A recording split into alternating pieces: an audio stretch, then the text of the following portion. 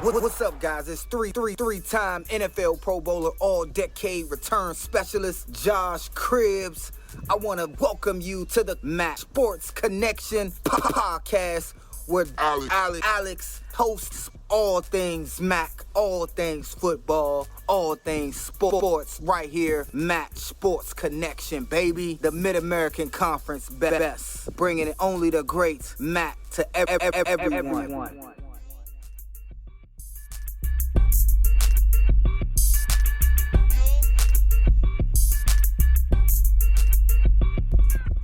All right, everybody, welcome back to the Max Sports Connection podcast, part of the Varsity Podcast Network. I'm your host, Alex the Captain. Thank you so much for joining me this week. We are 2 months out from the college football season, and right now I'm working through my conference previews. The last week we gave you Bowling Green out of Pod 1. I'm going to call them the West Pod. We'll keep them as the Mac West Pod. We'll go with the Michigan Mac Pod at some point. Then we'll go the Mac South and then the Mac East. I guess I could really just stick with calling them all directional, but it feels way too simple to just call it the Michigan Mac. And honestly, there's a trophy on the line every time they all play each other. So I think that might be my one exception to the directional Michigan Macs, or to the directional pods, if you will. But moving on. Last week, I brought you Bowling Green. This week, we're going to talk some Toledo Rockets, my alma mater. They, an incredible amount of roster turnover this last year. They have 23 guys to graduation. They've got 9 guys who left in the transfer portal. The most notable player, in my opinion, went to the NFL draft, and that was one Quinyon Mitchell, went in the first round to the Philadelphia Eagles. Toledo's first-round pick since 1993, and a huge opportunity for the Group of Five, and really for the University of Toledo to have their name on a national showcase, to have their product shown. Coach Jason Candle, obviously, his first NFL draft where he's attended and has been in the green room during the first round. So just a huge opportunity for everybody involved, and a big hats off to Quinyon Mitchell, of course. But that's not all. This Rockets team really saw a lot of guys leave in the transfer portal. Some contributors who, a little bit shocking to see them leave, I'll be honest. We, of course, saw Micah Cherry. He transferred to Jackson State. R.J. Delancey, he transferred up to Wisconsin. Penny Boone, last I saw, he was in his third school since leaving Toledo this offseason. I believe he's now officially with UCF. I could be very wrong on that. That is the most updated information I have. He started out and he transferred to Louisville, then Kentucky, then now UCF as far as I'm aware. Another big name, Vinny Scurry. He's down at Texas Tech. Micah Kelly. He is now at Samford. That's one of the former running backs here at Toledo. So the running back room got really thin really quickly. We went from having Penny Boone, Micah Kelly, and Jaquez Stewart to now it's going to be Jaquez Stewart kind of pacing that. Then, of course, we saw probably the most devastating transfer loss. The one that was, frankly, I think most expected, but the most devastating to fans. Daquan Finn, the quarterback of the last couple years, transferred for his final year of eligibility down to Baylor. And, obviously I wish all these guys the best. And, of course, other guys, again, 9 guys to the transfer portal for Toledo. But they did what they could to try to replace them. Plenty of guys coming in, especially on the defensive side. A defensive side that was a little bit thin after the transfer season, after the NFL draft, after, just everything after graduation. And there's a couple guys here that I'm really kind of digging. You've got Jadarius Perkins from Florida coming up to Toledo, going to play some defensive back. Zeke Blake, Youngstown State, one of their kind of key defensive players coming into play. Then we've got an edge rusher coming in from Florida A&M down at the FCS level, Anthony Dunn Jr., ideally to help replace Vontel Chersey. Sorry, I'm butchering that a little bit. Vontrell Chersey, who transferred down to the FCS level to Southern Illinois. And then linebacker Lance Dixon coming in from West Virginia. Of course, you've got Jacob James coming in from Ohio State, an offensive lineman. We'll get to the offensive line here in a minute. And then Alan Jones Jr. from Prairie View A&M, also coming in, also on the offensive line. This is going to be a very, very interesting Toledo team this year. Last year, of course, we all know, 11-3, 8-0 in conference play, ultimately losing the MAC championship to Miami, who they beat earlier in the regular season. I don't think Toledo has, at least early, the numbers and really the starters to get back to the MAC championship. That being said, I wouldn't be surprised that they would be in contention. You know, their pod, the mini MAC West, I guess is what we should call them, is Bowling Green, who we talked about last week. Bowling Green's going to be a tough out. Scott Loeffler's done a great job over there. And then Thomas Hammock's Northern Illinois Huskies. For me, I like Toledo to have a shot at winning this pod. It's going to come down to Toledo or Bowling Green. I think I can very confidently say that. But what I think is going to be very interesting, Toledo is replacing their entire offensive line. So you're going to have 4 or 5 brand new offensive linemen, guys who have not played for Toledo yet. Toledo does return Jacquez Stewart, Tucker Gleason, who came in 2 years ago in kind of injury duty for DeQuan Finn, and he's done great. You know, I have no doubt that Tucker Gleason is going to be an awesome key to this offense. And frankly, I think a lot of people are probably pretty excited about him, as you should be. Very accurate. He came in the Bowling Green game 2 years ago and had over 400 yards, or maybe it was over 300 yards. Forgive me. Over 300 yards, 4 touchdowns, all with a broken hand. So, I mean, this is a guy who, he's tough physically, he's tough mentally. Conditions weren't the greatest. Toledo ultimately lost that game.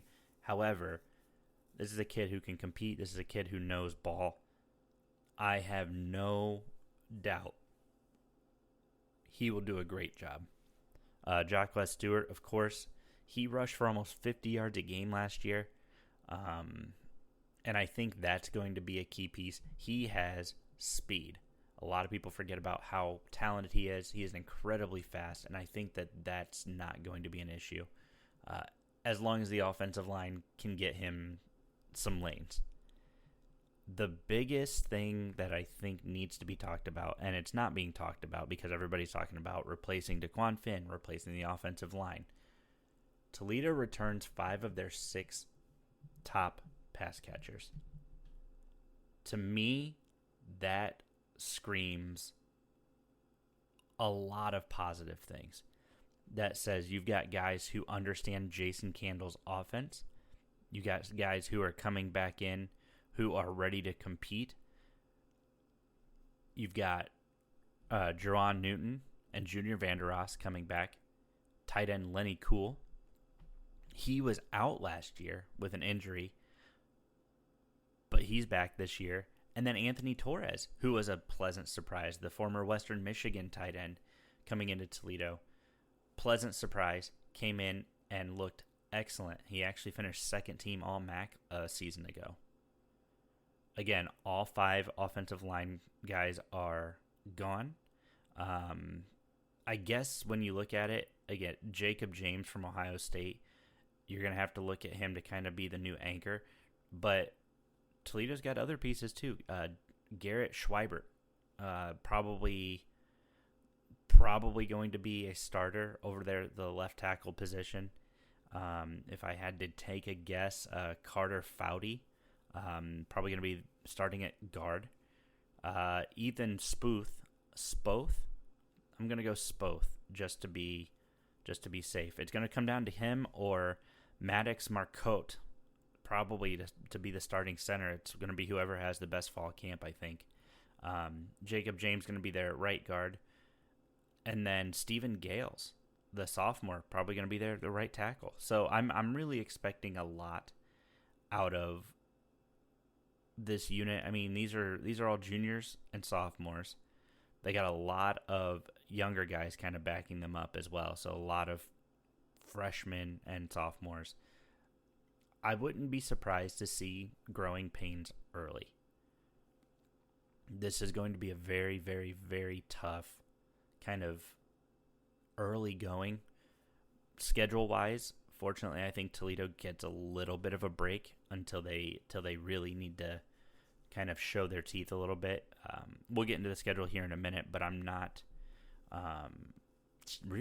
too worried about it. I think Toledo, they get a couple weeks to figure it out, and it'll be smooth sailing from there. Again, I don't know that they have the overall firepower to be in the MAC championship. I wouldn't be surprised if they were, but I wouldn't be surprised if they weren't. It's kind of one of those things like I expect them to be a contender, and maybe they'll make it, maybe they won't. Who knows? But they've been in it the last 2 years, won the title back in 22 against Ohio, lost last year again to Miami, Ohio. So this is going to be one of those things that, we'll have to take a look and see. On the defensive side, I mean, again, we knew Quinyon Mitchell was special. We knew just what an incredible talent he was. Losing him to the NFL draft, what else could you expect? I mean, you got the best that you could get out of him for years, and he earned his payday, and I am so excited to see him at the next level. But that does answer, or that does beg the question, what do you do in the backfield? Toledo was ranked in the top 20 nationally against the pass, and now you've got to replace Chris McDonald. You got to replace Quinyon Mitchell. You've got to replace Micah Cherry. So it's just this is a backfield that this is where I'm a little bit concerned. Again, Jadarius Perkins, the Florida transfer, I think is probably going to be the new anchor in the defensive backfield. You got Avery Smith, Nasir Bowers, Maxon Hook, I think is your new number one safety. And I think he really was last year as well. So I don't want to discredit anything he does. Just everybody who didn't pay that close attention to Toledo, all their eyes were on Quinyon Mitchell. But this is still a solid defense. Daniel Bolden, he's coming back. DeAndre Reagan, he's coming back. Darius Alexander, who I am very high on Darius Alexander. He was third-team All-MAC tackle a year ago. And then Jeremiah Peters is, I think, somebody that people should be really, really excited about. He's only a junior, and I think that he's going to have a huge impact defensively. Daniel Bolden, of course, is going to be the star of the linebacking core. He finished second on the team a year ago in tackles. Obviously he's missed seasons with injuries. The biggest question around him is, can he stay healthy? I think this is his year to put it all together. We'll have to take a look and see. Jackson Barrow projects really, I guess, to be the guy on the other side of the field. And Lance Dixon, of course, I think he's going to be a big part of this defense as well. And it's going to be really interesting. Fortunately, Toledo returns a lot of experience on the defensive side, especially on the defensive line, and then, of course, at the linebacker position. It's going to be the safeties and the cornerbacks that are going to be tested a little bit. So I think we should see a little bit of growing pains on that side. Again, Toledo's a couple weeks to figure it out before opening MAC play with the defending MAC champs. But again, we'll get into that here shortly. And then obviously, you return Luke Pollock and punter Emilio Duran. These guys were excellent, and I'm really, really excited for the special teams. I think Luke Pollock has an opportunity to take a step forward. He finished as a third-team All-MAC a year ago. Kind of hard for anybody to compete with the Lou Groza winner out of Miami, Ohio, but Luke Pollock was one of the best kickers in the MAC, obviously finished third-team All-MAC, and I'm really excited to see him take a step forward. Let's just go ahead and get into really this schedule. Of course, last year Toledo bookended their season with losses. Lost to start at Illinois, and then back-to-back losses versus Miami in the MAC championship game, and then Wyoming in the Arizona Bowl. But we're moving on. This year, Toledo has a schedule that features Duquesne, UMass, at Mississippi State, at Western Kentucky, back home for Miami, Ohio, back on the road for 2 at Buffalo, and then Northern Illinois, home for Bowling Green, at Eastern Michigan, and then home for 2 out of the last 3, Central Michigan, Ohio, and then you wrap up the year at Akron. I'm looking at this more and more. I think we'll just go game by game. Toledo opens the season against Duquesne at home. That's a win at home. They beat UMass at home. UMass, new MAC opponent starting next year. UMass has 6 MAC teams on their schedule this year. Honestly, you could have given them 2 more, and they would have been competing for the MAC championship at this point. But 6 MAC teams UMass will face this year. This is another one that UMass loses to the MAC. I have them losing quite a few to the MAC this year, but it's going to be better than years past. So you got a 2-0 Toledo team heading into Mississippi State. Now, this is where it gets interesting. Toledo is traveling to Davis Wade Stadium down there in Starkville this year. Funny enough, UMass also plays Mississippi State on their schedule this year. So, funny little coincidence there. But this game is very interesting to me. When you look at Mississippi State, I think last year was the year Toledo could have caught them. That was Zach Arnett was the head coach there and was frankly not great. 5-7. Of course, all respect to Mike Leach and his passing that obviously devastated Mississippi State, and for good reason. That's a legend in college sports, but now you have to scramble. You have to find somebody to step in and fill that role. But Zach Arnett, they went 5-7 last year, 1-7 in the SEC. Not great at all. Of course, they had opportunities. They had weird games where they won 7-3 against conference opponents.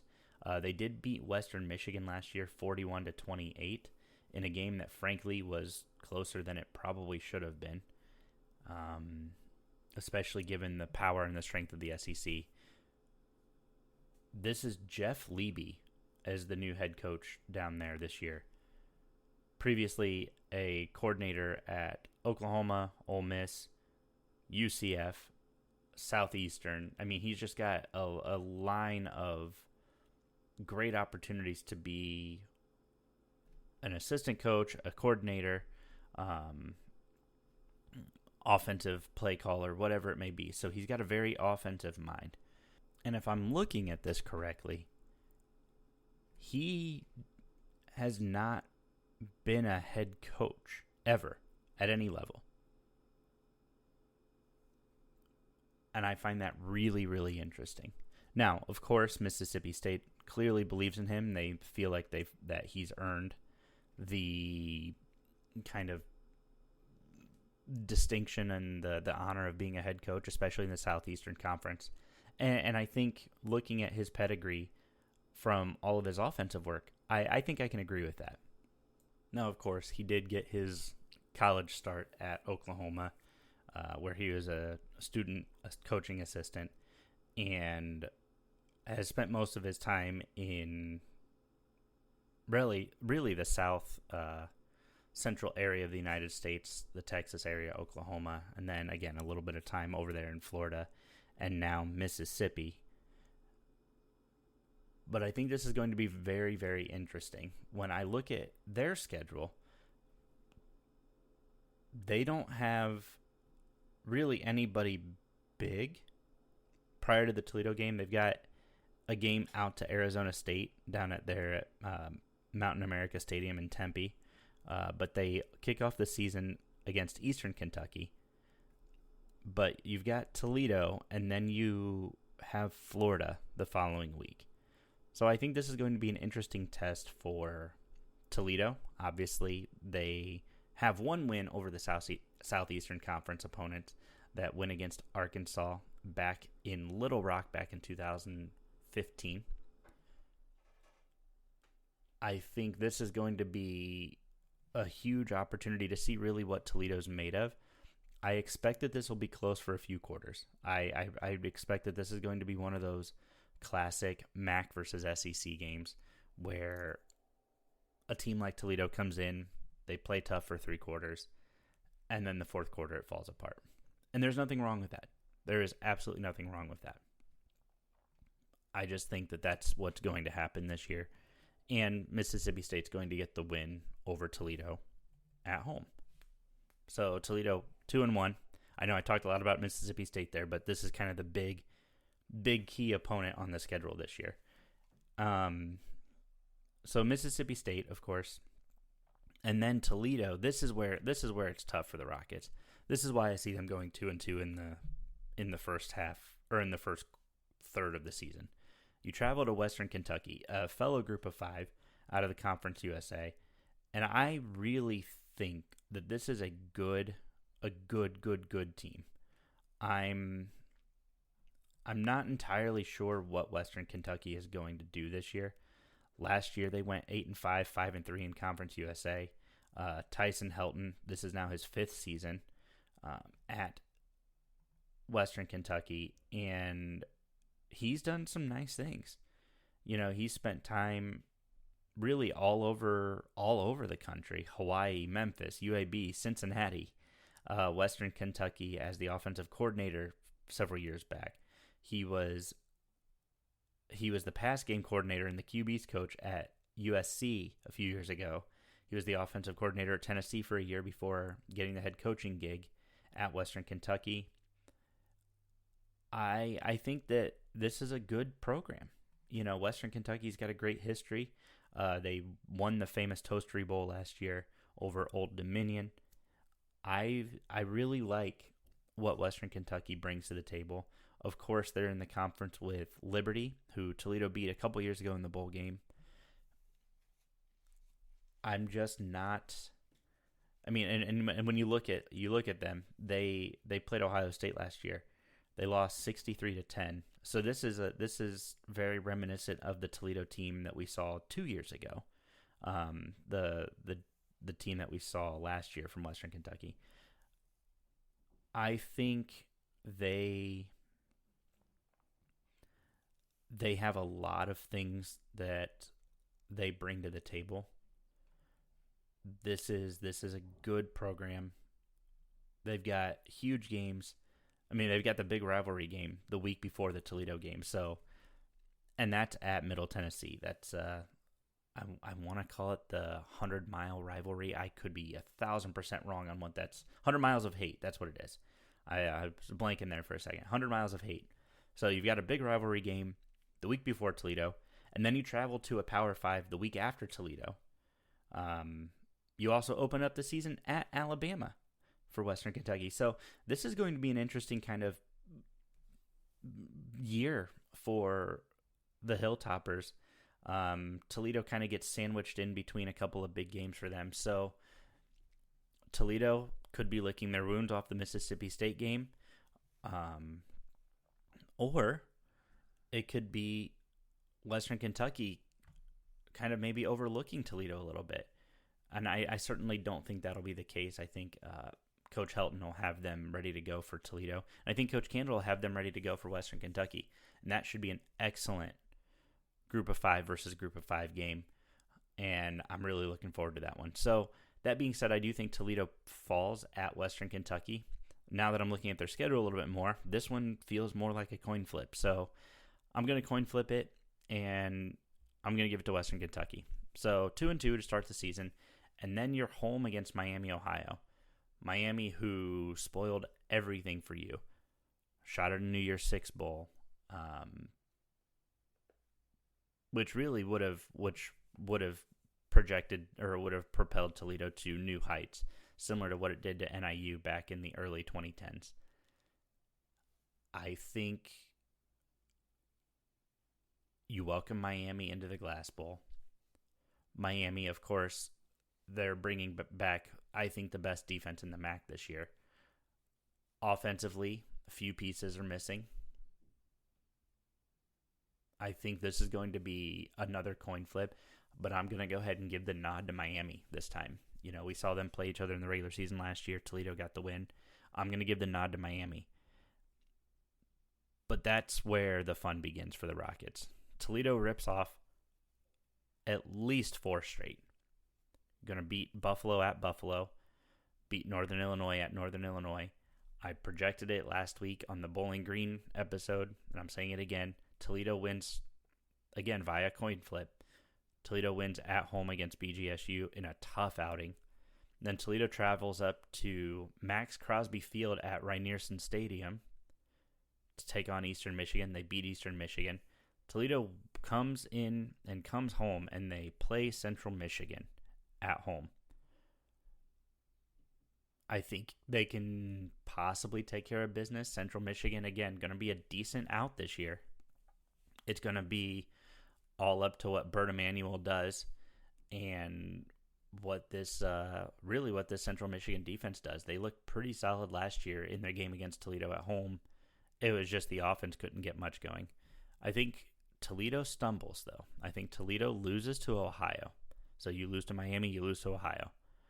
And then you beat Akron at InfoCision Stadium. So Toledo goes 8-4 in the regular season. And I think there's an opportunity that could be enough to get them to Detroit. We'll see. I think what's interesting with how the MAC schedule is set up this year, all across the conference, is that they take the top 2 teams, regardless of pod, regardless of whatever. So we are in a world where we could technically, and I don't think it'll happen, but we could technically see Ohio and Miami play each other for a MAC championship at the end of the season. We could see Toledo and Bowling Green do that. I mean, now we've been able to see that before because they were always in separate divisions. But we could see Toledo win the pod, but BG win the MAC championship. So, I mean, anything's really possible. I don't think that will happen. I think Miami, Ohio is pretty much a lock for the MAC championship game. But I think for Toledo, it's going to be really tough. You have to replace your quarterback, your top rusher, and an entire offensive line. You have to replace key pieces on defense.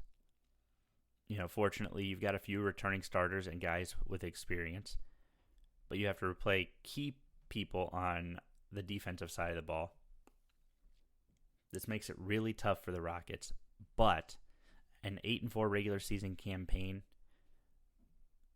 you know, Toledo fans, honestly, you can't be upset with that. You know, a lot of times you see Toledo fans come out and they say this, they say that, they say, fire Jason Candle.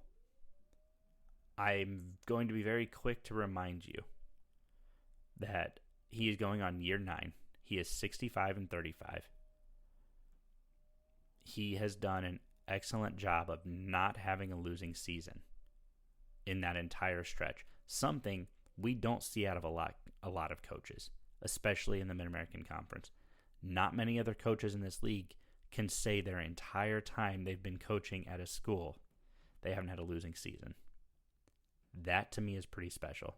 In fact, I'm pretty sure he's the only one in the MAC looking at it who can say he hasn't had a losing season.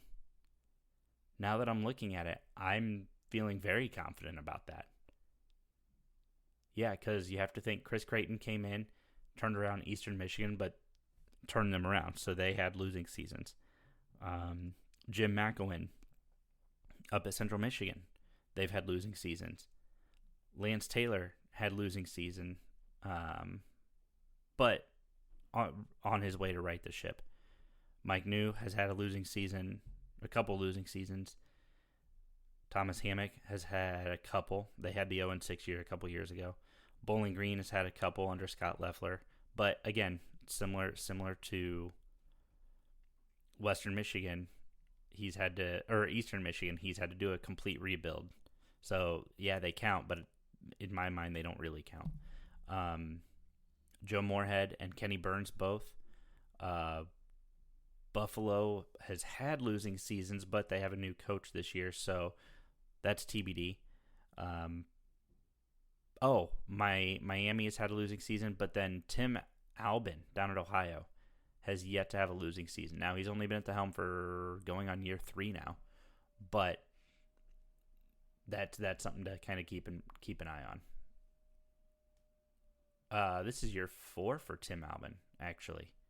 Yeah, because he took over in 2021, so 21, 22, 23. So this is year 4 for Tim Albin down at Ohio University, my graduate school. So you guys will be hearing more about the Bobcats later, but I like Toledo to go 8-4. I think ceiling, if I'm being full up, ceiling probably 10-2.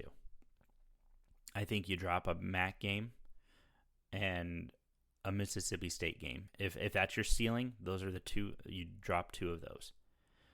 Their floor, really probably 6-6.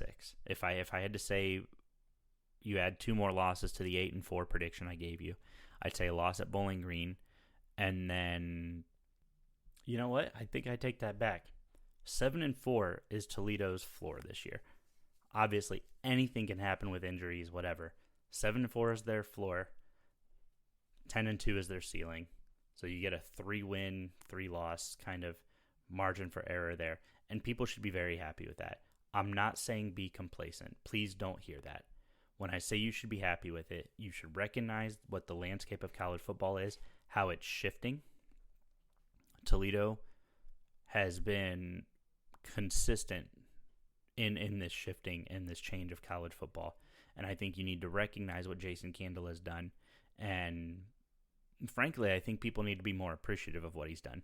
He's gotten Toledo to the MAC championships 3 times in the last 8 years. He's been on recruiting heaters as of late. And most importantly, he's graduated football players. And I'm going to say this about all these coaches. They're graduating their players. They're making them better men for society. And I really, really, really think it's important that people are looking at them in a different light. Toledo has done an excellent job. Jason Candle has done an excellent job. And people need to be far more aware of that. That being said, that's going to do it for me today, guys. Thank you so much for joining me. I appreciate the support. Really big stuff happening as of late, as I'm sure you guys saw on Twitter this week. The partnership that I now have with the Varsity Podcast Network over there at Learfield. Super excited about that opportunity. I think it's going to be a great one, and a big thank you to the folks at Learfield for bringing me on, for having the show be part of your network. I am truly thankful for the opportunity. I think being part of one of the biggest audio brands in college sports, it is a tremendous honor, and I'm eternally grateful and thankful for the opportunity to be part of this network. So really, I guess I should be thanking you guys, the fans, the supporters, the listeners, the folks who share the show. I have this opportunity because of your love and your loyalty and your support. So thank you to all of you for continuing to show up, continuing to listen, continuing to debate and challenge my content. I'm very, very thankful for all of you, and I'm looking forward to continuing to grow this thing.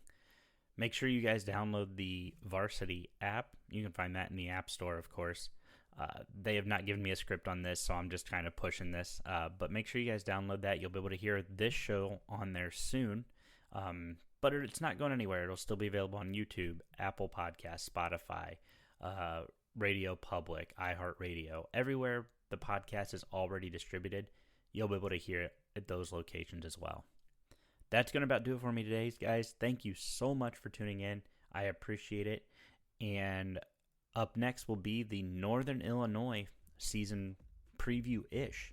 So make sure you guys stay tuned and check that out. Thank you so much for listening, and we'll see you next week.